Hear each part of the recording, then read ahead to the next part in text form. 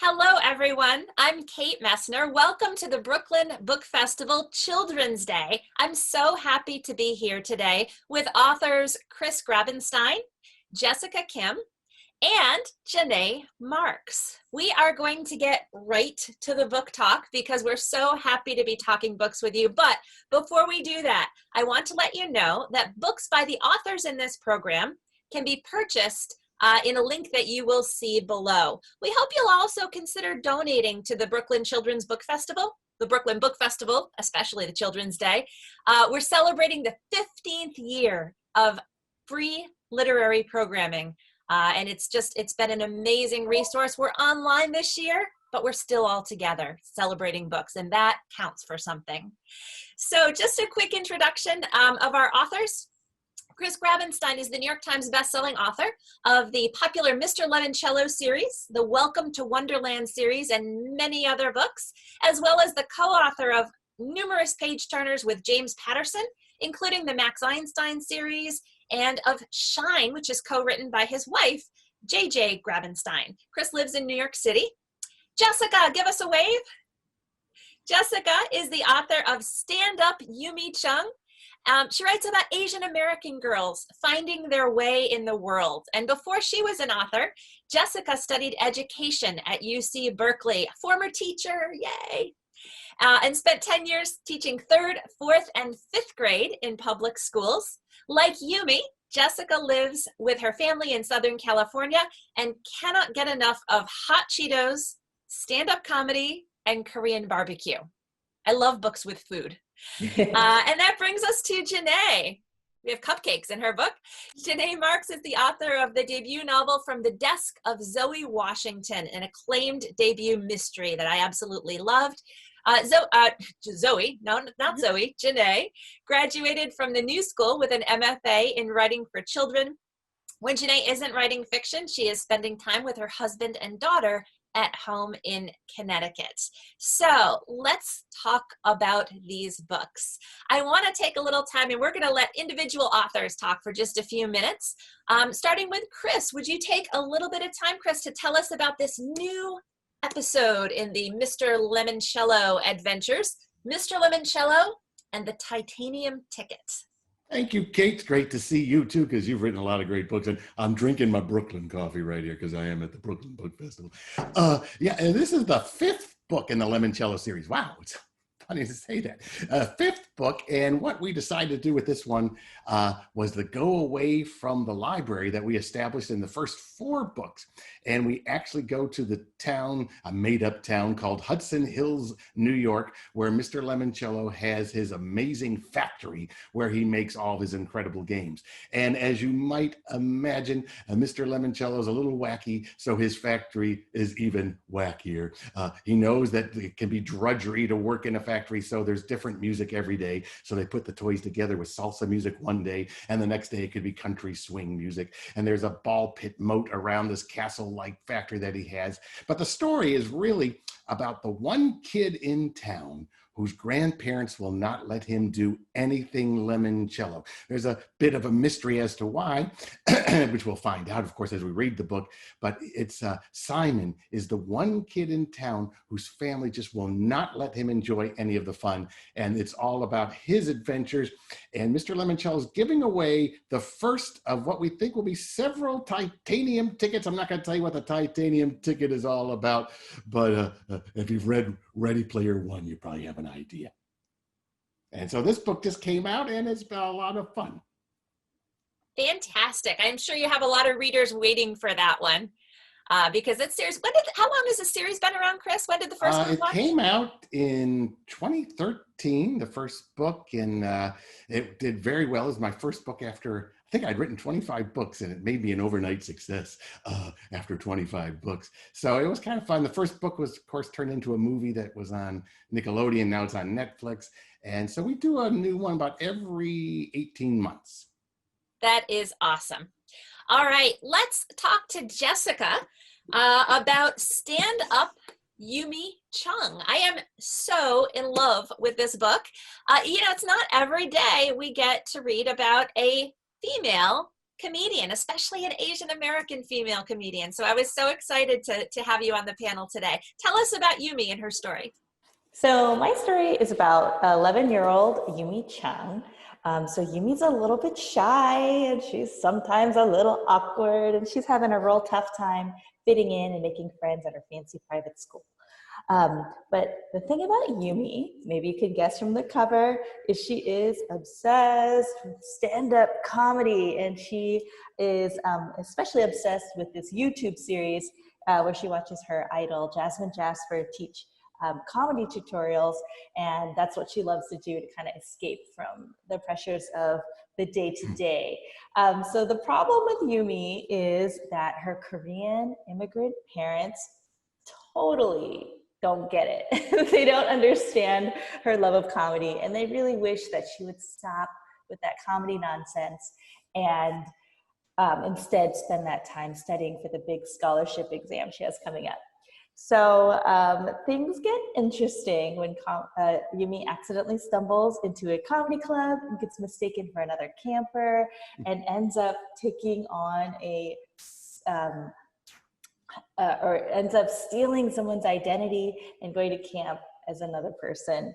So the story is basically her just kind of falling into a tangle of lies and having to kind of come to grips with pleasing herself and pleasing her parents and finding how to stand up for who she is. And really, it's a story about finding your voice.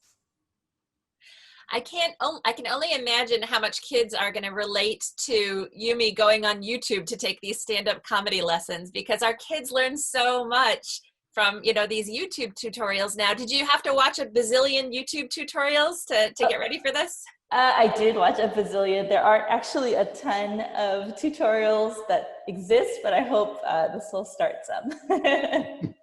Awesome. All right, let's talk to Janae now about the Desk of Zoe Washington. And I had the chance to read this one before it even came out. Debut novel and a mystery, which is very close to my heart. Janae, tell us about Zoe's story. Sure. Thank you so much, Kate.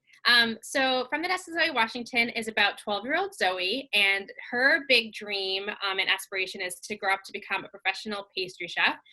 And so at the beginning of the book, we find out that she really wants to audition for this show on the Food Network called Kids Bake Challenge. And so that's one thing that she's hoping to prove to her parents, that she could do that. But on her 12th birthday, she unexpectedly receives a letter from her father, who she's actually never met because he's been in prison her whole life. And she decides to write back, and in getting to know each other through their back and forth letters, it's nice to get to know him, but also she finds out something pretty surprising, which is that he might actually be innocent of the crime. So that's when the book becomes more of a mystery, as she tries to sort of uncover the truth about his crime. So in addition to the storyline around his incarceration, which brings up some of the heavier themes of, the issues in the criminal justice system, systemic racism, that sort of thing. There's also a lot of baking, as I mentioned. And also there's a friendship story with Trevor, who's her neighbor. And at the beginning of the book, we find out that they're on the rocks. We don't know why yet, but they have to kind of figure out how to reconcile their friendship over the course of the book as well. So. Now I have to ask you, like I said, I'm a sucker for a book with food in it. I always end up hungry when I finish reading. And with both your book, Jessica, and yours, Janae, I was like, ooh, Korean barbecue, cupcakes. Did you get to eat some cupcakes for research? So I did not bake as much before the book, like while I was writing the book. Like one sort of funny thing that people are surprised to find out is that I wasn't really much of a baker when I was writing it. I just really like watching those baking shows, like Great British Bake Off and Kids Baking Championship. And so I feel like I learned a lot about baking kind of secondhand by watching them do it.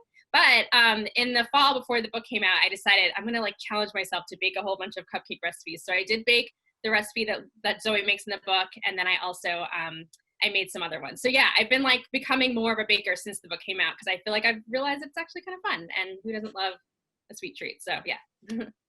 It's the first thing kids are going to want to do when they read that book, is I got to get that recipe. So that's always so much fun. So cupcakes aside for a minute, the topic, our theme for this panel today is facing your fears, which I thought was a fantastic theme. And I love the way it's addressed so differently in all of your books. Can you talk a little bit about why fear was a theme that you wanted to address. Why don't we start with Jessica this time? Sure. So when I was writing this book, I was facing my own fears.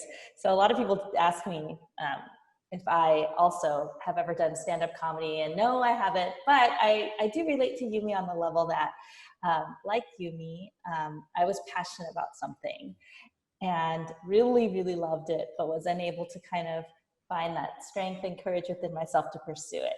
And that thing for me was writing. And so while I really, really loved it, I was so, I'd always wanted to write a book. I never really took myself seriously enough to say that Jessica Kim can do it. I always say, oh, that must be cool for someone else to do it. So I really wanted to write a book kind of about coming head on and facing those fears. And I wanted to kind of explore what that would feel like. And it was very much my own journey as well. So Yumi, she is really secretive about taking on this double life, and she sneaks into comedy camp and she doesn't tell anyone what she's up to. And actually that was my story too. And so when I was writing, I decided one day after I had moved from New York City to San Diego, and I decided not to go back to the classroom to continue being a teacher, I decided that I was gonna take writing seriously and try it as a career. And that was something that I didn't tell anyone. I didn't tell my family, I didn't tell anyone, but I was quietly taking writing classes, and I was writing, you know, I wrote several different manuscripts in that year or two time. And it was like kind of funny because friends would ask, oh, can you hang out and do this? And I didn't want to tell them I'm gonna be at a writing conference or whatever, because I was afraid they were gonna ask me, oh, so when's your book coming out? And then to have to say, maybe never, you know, because the way the industry is, sometimes it takes several years, or sometimes it takes even longer than that. And so I was scared of having people know that about myself. And that was kind of like this fear of rejection, the self-rejection, thinking that if I was just someone else, maybe this would come faster. And those are all things that I was grappling with. And so I really wanted to bring that into the character of Yumi Chung.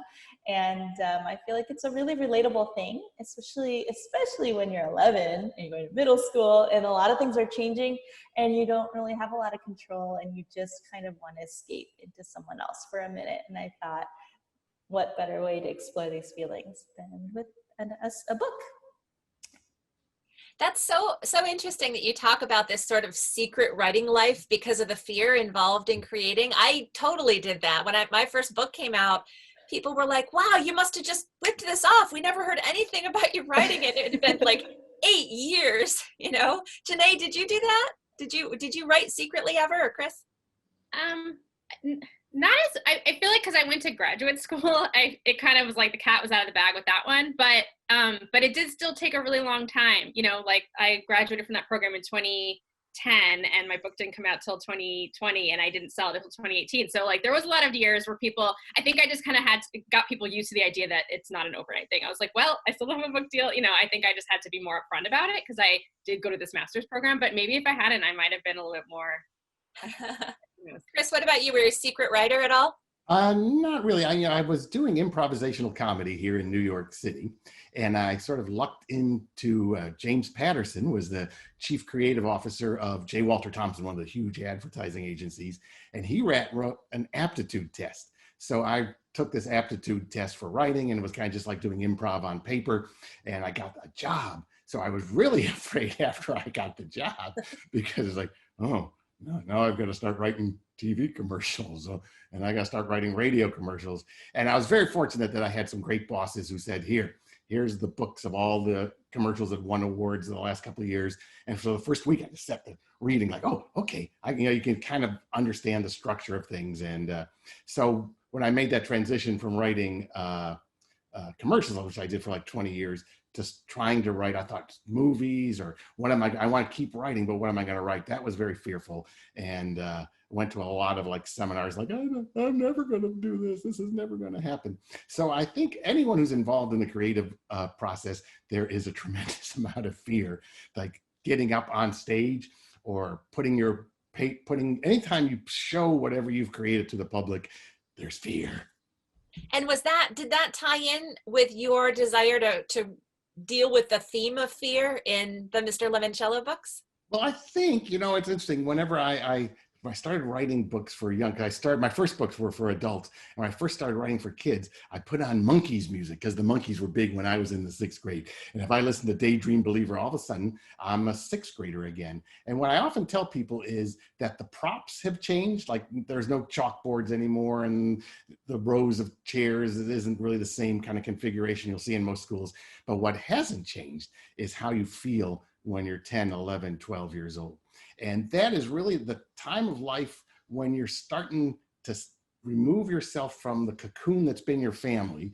For the first 7, 8 years, it's family. It's all that little nuclear cluster of who your family is. And then now you're going out. And that's a pretty scary time. So if I always try to tap into, I think there is that fear in all my middle grade books of like, I'm going to try something. I'm going to see who I am, what I can be, because I think that's what kids are going through at this age. And Janae, what about you? Why was that a theme that you wanted to explore in Zoe Washington's story? Yeah, so I didn't actually set out to write about facing your fears, but it's something that definitely came out as I was telling the story, especially about the relationship between Marcus and Zoe, because she does have a lot of fear and trepidation when she first receives his letter. In the beginning of the book, she hasn't heard from him. And, in her entire life, she's sort of been told that, he's this person that she doesn't need to have in her life. So I feel like there's a lot of trepidation around, do I write back? Is this somebody that is, a good idea for me to communicate with? And so I feel like I ended up exploring a lot about fear and taking chances. She decides to take a chance by writing back. And then, of course, when we get into the mystery part where she's trying to uncover this, solve try to figure out what might have happened to Marcus, that takes a lot of bravery. And so I think she definitely had to face some fears of whether or not she could do it. But yeah, it wasn't something that I set out, but it definitely became, an underlying sort of theme. So we've all talked a little bit about the fear involved in starting out as a writer. And I think sometimes that kids see our books on the shelf and they think, oh, that person's got it down now. It's probably not scary anymore. It's a great job. They just sit down and write and everything goes beautifully. We all know the truth, right? But I'm going to ask you just real quick. I know we talked a little about this in the starting out, but for you, what's the scariest thing about writing right now? Like when you face a new project, scariest thing, real quick. I guess anticipating, that again, it's that showing it to the public. And the scariest thing for me is when a book comes out is to go to this website called Goodreads, where there's a lot of people who don't like what you do on Goodreads. And in fact, there was one, I remember the first Limoncello book got all these rave reviews from most everybody except one. This lady named Marjorie, and she wrote, oh, Chris Grabenstein may say he likes libraries, but he does not like libraries, libraries. And I had to look that up. And so I realized that she didn't like me turning the library into this fun place. So when it came time to write the sequel, I realized there would be some people who didn't like what Mr. Limoncello did by turning the library into a fun place, and I would need a new villain, and her name would be Marjorie. And he would say, Mr. Limoncello may say he loves libraries, but he does not love libraries, libraries.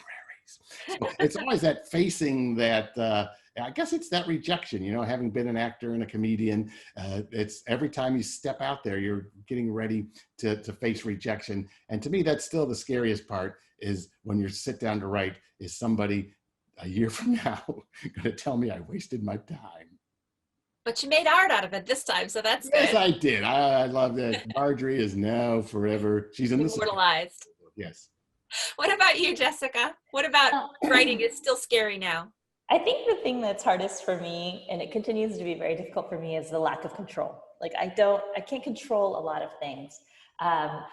So I can only control the story that I create. But everything outside of that, it's like, my very first book, my debut novel, came out March 17th on the heels of the huge pandemic, and I was to go on a tour and meet all my readers, and I was so excited, and then it all got canceled, and that's not the nature of just writing. That's just the world. We all went through that. But I think there is a whole lot of uncertainty and timing. You can't control a lot of those things. And so that's the part that is scary and difficult and often frustrating.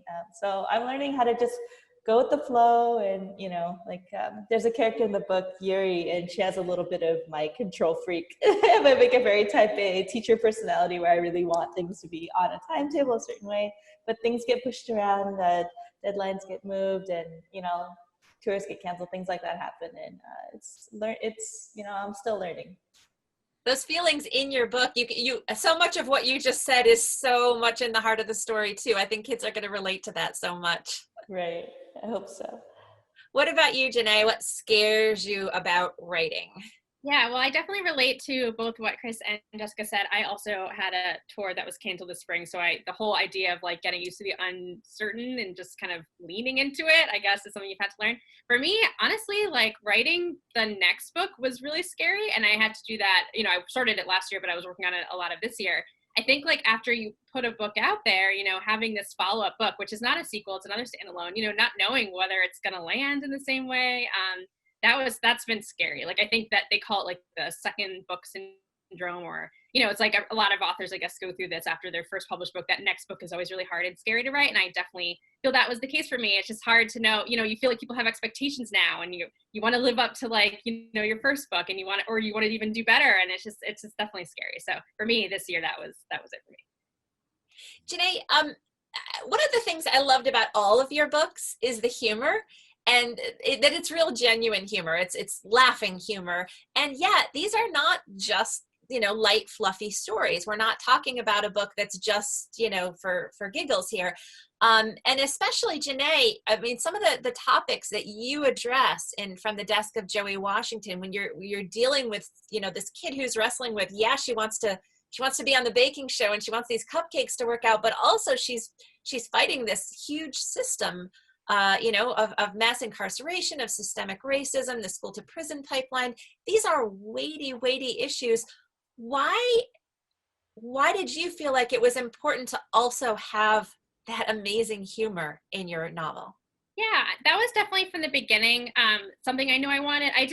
The baking wasn't even as big of a part of the story in my first draft, and it eventually became even bigger, but I knew that I wanted some lightness in there, because, a lot of books that feature, topics of, racism and things, a lot of times they are, it's really just focusing in on that. And there's not always, I just feel like a lot of books featuring, minority characters, sometimes not now. I feel like nowadays there's a lot more books that are much more well-rounded, but there was a period of time where they were kind of like all kind of sad and depressing, and there wasn't as much lightness. And so I really wanted to show that lightness. And so making her baker and having, like other family members around her, like her grandma, to add some levity to it, and like her friendship with Trevor and things. I just really wanted to make it so that as kids are reading the book, it's not just only about the tough things. And it also shows that, like there are girls like Zoe, like I grew up in a pretty happy household. And so just to show that, just because you're dealing with some of these tough things, you're also like girls that look like me are also living pretty happy childhoods. So it was really important to me to show her living a happy childhood, even with all of these struggles, including these real life things that you're just describing at the same time. So yeah, that was definitely important to me. It was challenging to figure out the balance, but it definitely, with a lot of revision, that was something that I focused a lot on. That's so interesting. That's something my editor, Mary Kate Castellani at Bloomsbury, and I have talked about a lot, because, some of my books have these issues. Chirp is about a girl who's dealt with, a predator at her gym, and The Seventh Wish is about a kid whose older sister is dealing with opioid addiction. And my editor always said, this has stayed with me, your saddest books also need to be your funniest books, because readers need that balance. And that was something that I just loved about Zoe's story too. I thought that was just, I think readers are going to appreciate that because our lives are like that, right? And the same thing I noticed, Jessica, with Yumi's story. You might look at the cover and think, oh, stand-up comedian, this is going to be just fun. But, she's dealing with racism in that story, with microaggressions, and there was a lot to balance there too. Yeah, I love what you said about balance. That's exactly what I was thinking as well. I think writing is a lot like cooking, like in that you don't want it to be just salty, you got to have that balance of flavors for it to be an enjoyable meal, like something that's memorable, not just one note. And so what I love about humor and what I love about laughter is once you share a laugh with someone, it's almost like you become closer and you have a little bit more amplitude maybe to go in the opposite direction. If you can make someone laugh, you can also, now you've established some sort of relationship where you can kind of go there and you trust them and they trust you. And you can kind of share a little bit more about some of the sadder things. And I think that's kind of how friendship is too. Like the more you open yourself up, the more fun you can have. Is also gives yourself room to kind of share with your friend some of the things you're dealing with. And that's kind of what I wanted to establish with my readers is, yeah, let's laugh together, but I want you to also know Yumi and her family and some of the very real things that she's having to struggle with in this book. So I thought humor was a really great way to kind of unlock that range of feelings. Chris, what about you? Why do you feel like humor, because that's not just this, this current book in this series, but throughout the series, why does humor have such an important place in a series about, overcoming obstacles and overcoming fear? Because I also, again, going back to the 12-year-old Chris that's still in my brain, I've developed a sense of humor as a defense mechanism against the bullies who are picking on me. And it's a thing that you start getting when you're 11 or 12. You start getting this sense of humor can help you out quite a bit. And it is a great way to overcome fears. That's the way I've always made a joke about everything. And I think I blame Mad Magazine because that, again, when I was 10, I got my first subscription to Mad Magazine, and that sort of completely colored my outlook on the entire world, Mad Magazine and Rocky and Bullwinkle. And so I just have always looked at that. And I think, when I was in college and in high school, I was a bit of a Shakespeare nerd. And if you look at Shakespeare, even his darkest tragedies, every single act in a 5-act Shakespeare play starts with comic relief. There's the two guys talking about digging a grave, or Romeo and Juliet. There's these insults going back and forth. So, if it was good enough for Shakespeare, it's good enough for me. You cannot have everything be at one note, and humor is a great way to break some of that tension so you can rebuild that tension and then break it again. I love that. And I think kids relate to that so much too, because so often, as a former teacher, and I know Jessica, you were too, your class clown is often your kid who's afraid of something. Or dealing with insecurity. So I love the way they're going to relate to just the characters in all 3 of these books. Hey, let's hear a little bit from your books. Can we do that? I know that you've all prepared just a real short reading to give us a taste of these 3 great novels for middle grade readers. Let's see, Janae, can we start with you this time?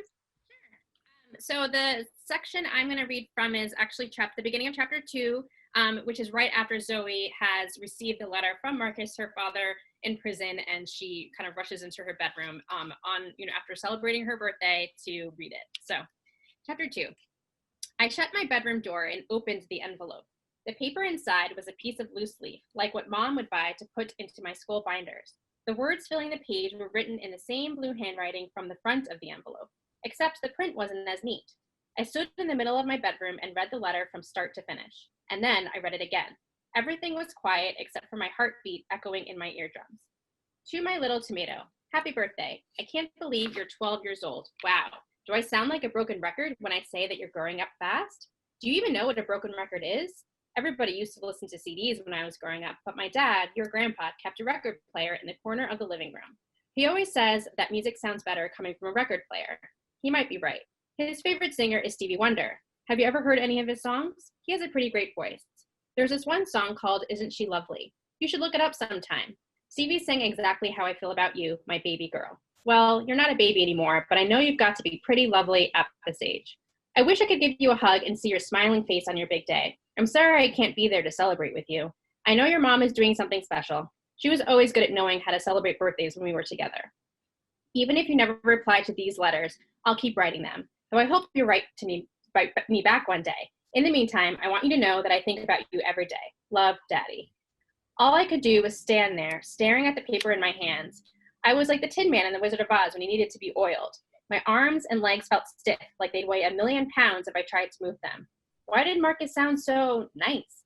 Mom always made it seem like he was a bad person. He didn't seem like he was writing from prison. I wasn't sure how someone in prison would sound exactly, but I guess they wouldn't be so smart. He seemed normal. He liked music like any other dad. Like my stepdad, who was into classical and jazz music. I heard of Stevie Wonder, and I thought I knew a couple of his songs. I'd look up Isn't She Lovely later. I read the letter again. Why had he called me Little Tomato? It was kind of weird. I liked tomatoes, especially the little ones, but I didn't want to be called one. What did Marcus mean when he wrote these letters? This was the first one I'd ever gotten from him. It didn't make any sense. None of this did. I stared at my striped rug as a million thoughts swirled around my head like cake batter in a mixer. Should I write him back? What will happen if I do? I had no idea Marcus thought about me. But what if he was pretending to be nice to me because he wanted something from me? What, though? Maybe I should throw the letter away. There was a knock on my bedroom door, which made me jump 2 feet and almost drop the letter. I clutched the loose leaf paper in my now sweating hands. Hey, Zoe? It was Mom. I tensed up. 1 second. I stuffed the letter back into the envelope and tucked it underneath my purple comforter. I remembered I was still wearing my jacket, so I took it off and threw it over the back of my desk chair. Then I cracked my bedroom door open. Stop there. Yay! Thank you so much. There's something so special about getting to hear an author read her own words. Chris, would you read a little bit from Mr. Limoncello and the Titanium Ticket for us? Sure, I tried to. This is at the end of chapter 2, before, and some of chapter 3, a little bit of chapter 3. I tried to recapture that feeling when I was a kid growing up in Signal Mountain, Tennessee. On Halloween, we would sometimes sneak up to houses to play tricks on the houses that didn't give us treats. So I wanted to get that kind of fear going. And my hero, Simon Scrindle, is sneaking through these gates that you have to answer riddles to get the gates to open. And no one has done it. There's a new secret building behind the factory. He wants to be the first one in there, and he's made it through the first 2 gates, and now he's just solved the riddle for the 3rd gate. Congratulations to thee, the pre-recorded Mr. Lemoncello declared. You have solved the riddles for gate number 3. Simon didn't hear the familiar metallic clunk of the lock opening. He pushed against the gate. The chain-link fence rattled, but the gate didn't budge. You made it oh so far, the voice continued, so be oh so proud. However, access to the general public is not yet allowed. Thank you for playing. Your memories are your treasures. It's time for me to activate maximum security measures. Freaking out just a little, Simon jiggled the 3rd gate again. It still wouldn't open. He heard the double ka-thunk and whoosh of what sounded like a pair of catapults. Thump, direct hit. Ew. The hurling machine had clobbered Simon with some kind of flying beef pot pie loaded with gravy, potatoes, and slimy meat chunks. He heard something creaking overhead. Looking up, he saw 2 rubber buckets perched on top of the gate's tallest posts. The teetering tubs were hooked up to a gears and pulleys contraption, the kind of thing Simon loved making. The buckets were starting to tilt. Simon thought about running. He probably should have just done it, because while he stood there thinking about it, the buckets dumped their loads directly on his head. Shwoomp, splat, bang. Greasy gravy and bacon sludge flattened his hair and dribbled down the back of his shirt. It was extremely gross and smelly. From off in the darkness, Simon heard barking, lots of yips and yaps and happy squeals.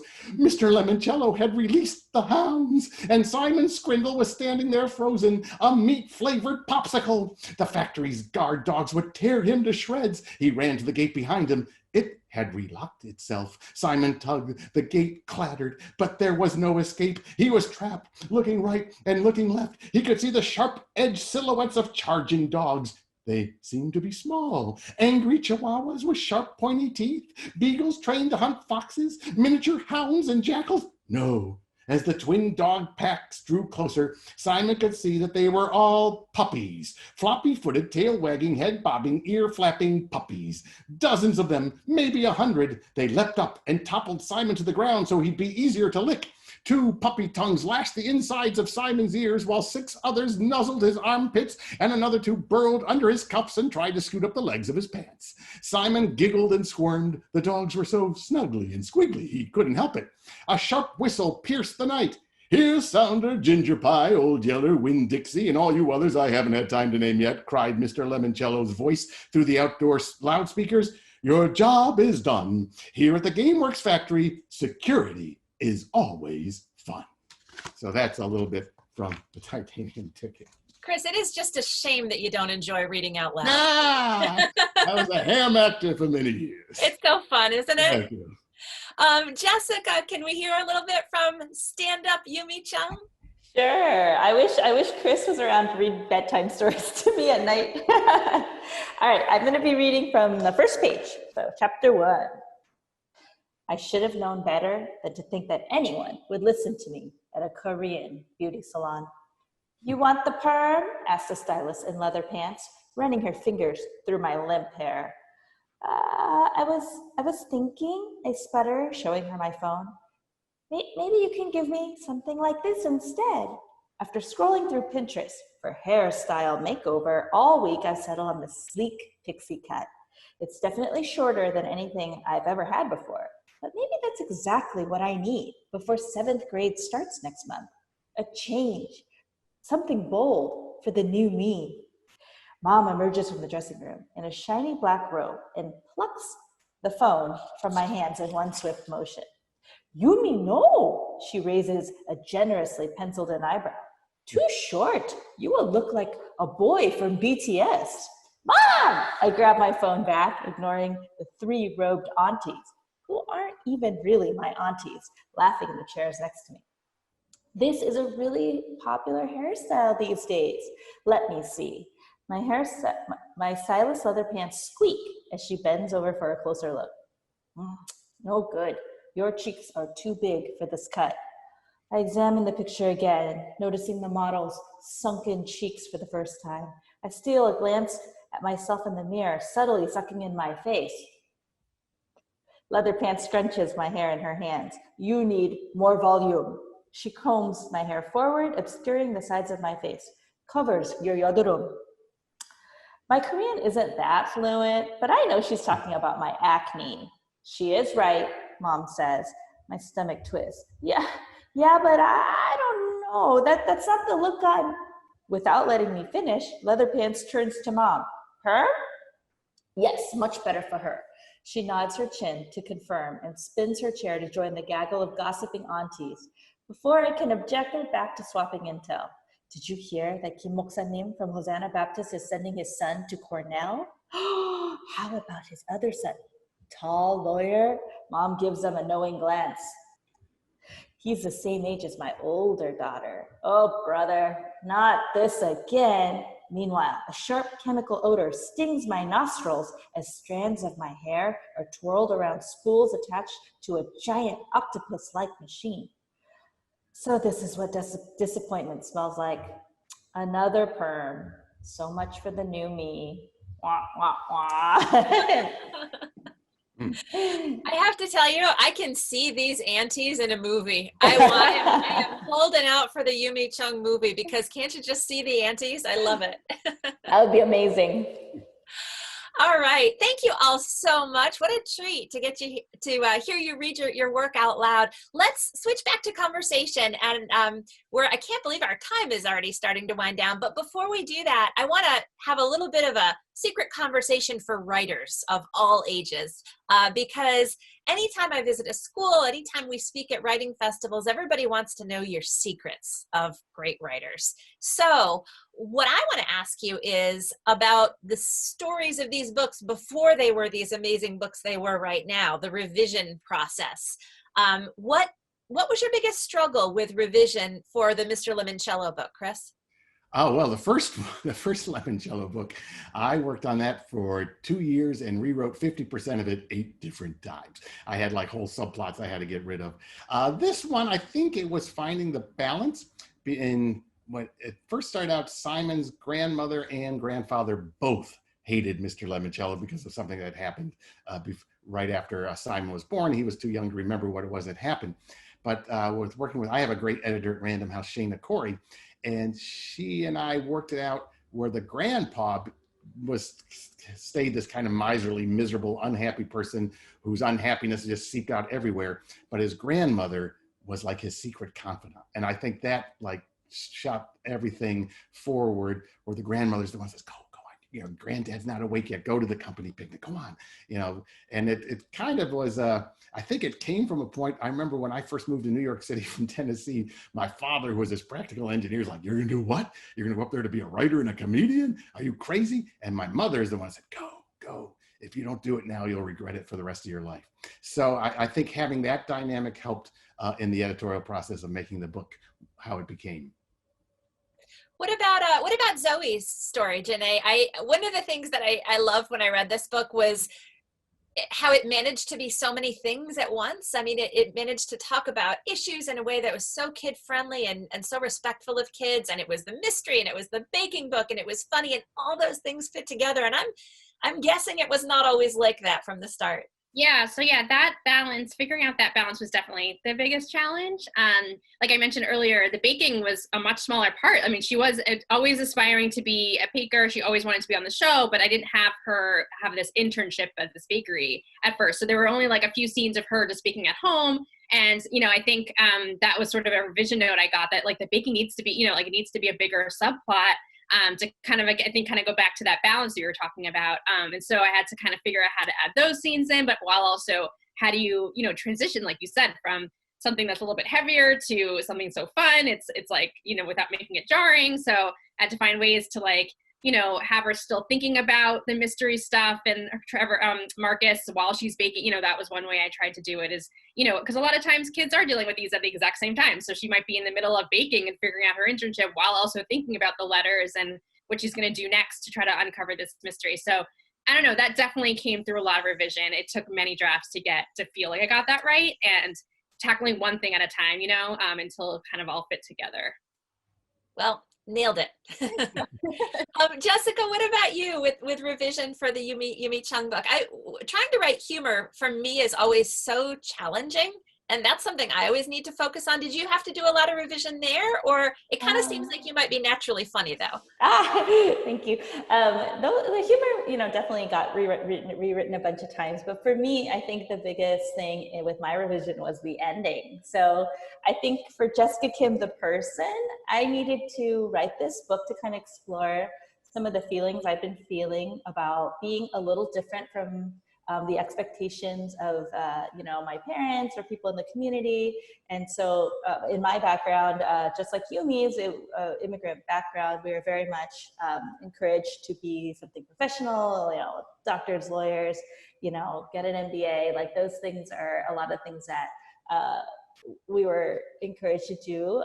But as someone who tends to skew a little more creative and want to do different things and kind of march to the beat of my own drum, I had a lot of complicated feelings about pursuing anything that wasn't like super reliable or, risky, you could say. And so for me as a writer, I really needed to give Yumi that happy end, that Disney, that Pixar, that ending where she gets everything she wants, wish fulfillment to like, the all the way. And that's very much how my first draft went. And I remember, since this is my debut novel, my very first book, this is my first time working with an editor, and she sat me down and we talked about, what Yumi needs. Not what Jessica needs, but what does Yumi need? And that was very much where Jessica and Yumi split into two different people, and when Yumi became her own person. And so it sounds like kind of weird, and I don't know, I know other writers get it, but like so at one point your character takes on a life of their own and they become separate from you, and you're writing about them from an outside perspective, and that happens for me at least in revision in the later stages. So I had to really like let go and rewrite that ending and to give her something that she needed. And but I think it was really important for me to have that healing process of like what it would have felt like if I had all these things I had longed for since I was a child.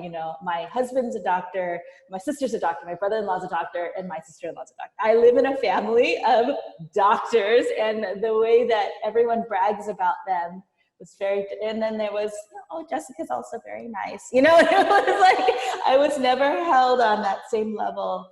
And I really craved a little bit more recognition or something. I wanted to be seen for me and what I can do. And I think that comes through in the book as well with Yumi's desire. So rewriting the ending, not giving her the Disney ending, and kind of giving her what she actually needs was a huge and a little bit painful, but also ultimately very healing journey for me. Oh, I love that story. We have a lot of conversations, those of us who write for this age group, about the happy ending versus the hopeful ending, which aren't always the same thing. And that's so hard because you can't give the writer, everything the writer wants. But I love the way all of your books balance so many things. And I want to wrap up. We only have a few minutes left, but one thing that I think a lot of people know is that writers are also readers. And one of our favorite things to do when we're not writing is to read the books of other writers. So it's one of the reasons I was so excited to moderate. I loved reading all of your books, but I thought maybe to wrap up, we could each take just about 30 seconds or a minute and talk about a book for middle grade readers that we've loved that we think you might like too, those of you who are watching today. So can I steal the spotlight for a second and go first? Because I have been reading, this is actually nonfiction. It's a book called All 13, The Incredible Cave Rescue of the Thai Boys Soccer Team. And it's by Christina Soontornvat. Lots of you probably heard about this in the news when that whole boys soccer team, the Wild Boars, was trapped in a cave in Thailand a couple of years ago.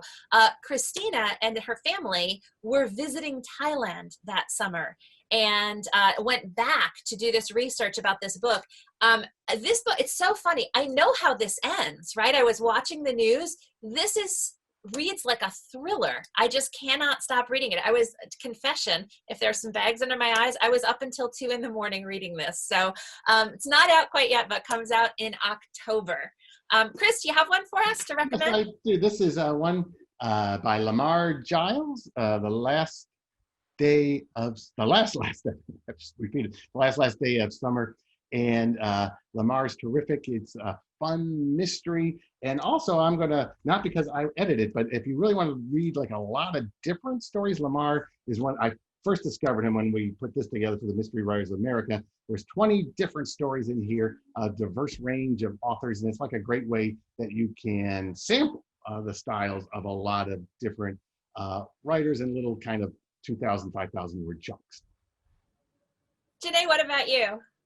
Yeah, so one book that I really enjoyed that just came out this summer is, Something to Say by Lisa Moore Ramey. And it's not only because the main character is also named Janae, but that's definitely a bonus for me. But it's it goes along with our theme for today about facing your fears, because the main character, 11-year-old Janae, has to face her fear of public speaking as she gets involved in the debate club after meeting a new friend. And what they're sort of debating is whether or not they should change the sort of problematic name of their school to a different name, like a name that kind of has some sort of, named after somebody that was problematic in history. So yeah, so it has, covers a range of themes, and also is about facing your fears, and Lisa is a great writer, so recommend it. Love that. And Jessica, do you have one for us? I do. This book is called American as Paneer Pie. I actually posted about it in my Instagram after I read it this summer, and I loved it so much. And it's about this Indian American girl named Lekka, and she lives outside of Detroit, and it kind of chronicles her journey to kind of accept herself. And she also, like Yumi, is a daughter of an immigrant, and the town gets rocked by a racist incident that happens in town, and it deals with a lot of really powerful and timely things, like racism and belonging, and it really deals with politics in a non-boring way. It's like how powerful words are, especially from people who are representing us. And I thought it was just done so beautifully and empathetically, and done in such a kid-friendly way. I really love this book. It made me laugh and cry, and I think you should check it out. It's by Supriya Kalkar, and it came out this year. Awesome. Thank you.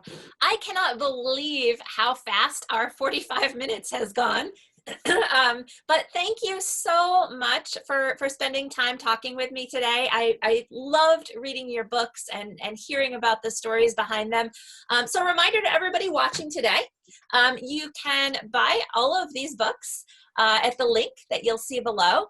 And thank you so much for joining us for the Brooklyn Book Festival Children's Day.